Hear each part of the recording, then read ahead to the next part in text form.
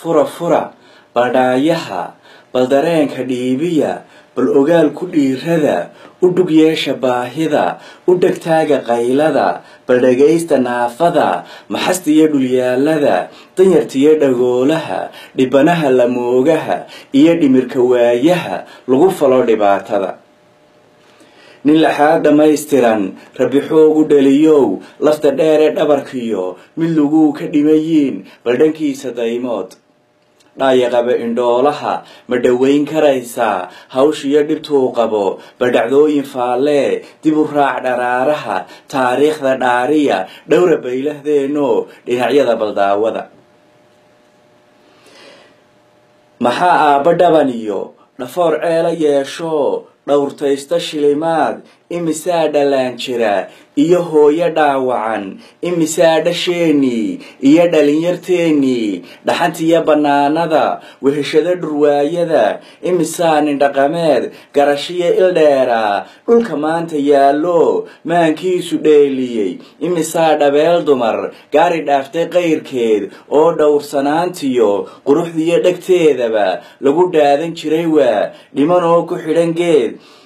imisaa ma dhaafaan dhamac iyo maliicaan dhisi jiray wax dhigi jiray dhaqan jiray wax dhiqi jiray marka ay dhanaan tahay dhulka hooyo jiri jiray dhicin jiray ku dhiman jiray dhiirdhiiranaan jiray oo guusha dhalin jiray dhex wareega suuqyada isagoon dharkii qabin biyo kama dhibcaan iyo imisaa halyey dhaba maasooyin dhaadheer iyo dhaanta tumi jiray maahmaahya dhigi jiray dhudda gabayga curin jiray hadalkana ku dhufan jiray dhalowda iyo xaqiiqada maandhoon wareegiyo qalbi dhaawac ku habsaday la dheeldheeliyaayo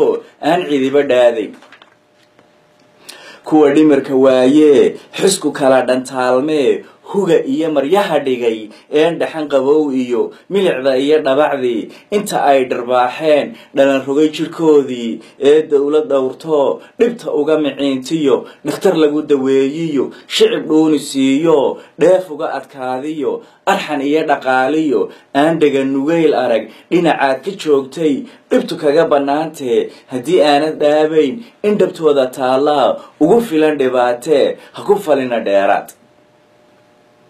ha ka dhiganin maadays iyo dheel waxgeli karaa ha dhaliilin weligaa ha ku odhan dhawaaq hulul ha ku naarin dhaayaha ha ku dhiifin weedhaha ha ku dhaafin gaajada ha ku dhowrin baahida ha ku tuurin dhagaxaan inaad dhowrto mooye qof xanuunsan lama dhibo warku wuxuu u dhacayaa dheeraad siduu yidhi dhaqaaleeya naafada dhibta uga miciino naxariis bal kula dhaqan afartaa iniga dhaba iyo waana dhaxalgala dhibic saar haddana dhaaf dhacan kalena aan rogo dadku waa dhigaago adiguba dhinaashiyo waad dhaliila badantee ha ku dhiiran weligaa qofka talada dhaaftiyo dhaawiciisa oo qudha adoon dhiiri gelin weli ama tiraba dhowr jeer dhigta waana ugu ridin yaan hadalla kaa dhicin kala dhimasho mooye dhibta aan daweyn karin dadka ruuxa kuu dhow dheeftiisa qiimee la dhacqaayihiiso hadba guushu dhaliyiyo hambalyada ku dheeraw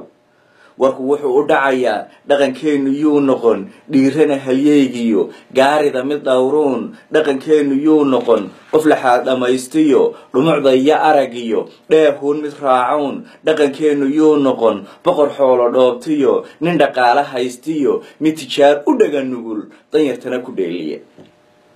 warku wuxuu u dhacayaa haddaad caawa dhacadiid dharaga aad u jiiftood ku cashaysa dhaylada ma og tahay in dhowr guri oo dhinaca kaa yaal inaan dhuuni lagu cunin